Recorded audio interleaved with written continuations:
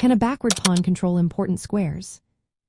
Have you ever wondered how a backward pawn fits into the bigger picture of chess strategy? Let's break it down and see how it can influence the game. First, we need to understand what a backward pawn is.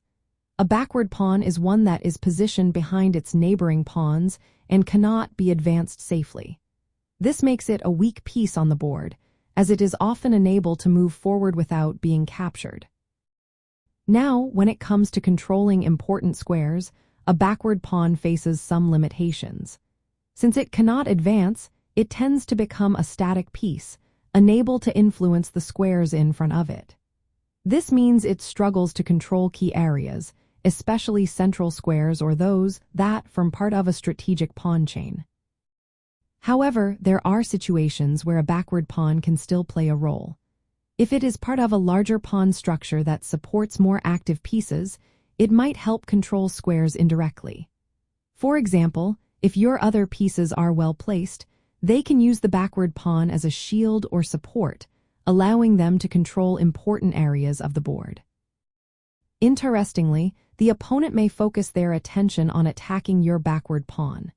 This can create a distraction, allowing you to maneuver your other pieces into better positions. While the backward pawn may not be strong, it can serve as a decoy, drawing your opponent's pieces away from your main strategy.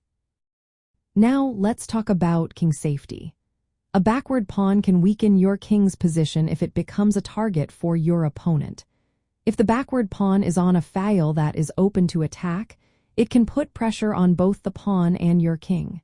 This is especially true if your opponent has rooks or other pieces ready to strike. To counter these risks, players often aim to create a second weakness in their opponent's position.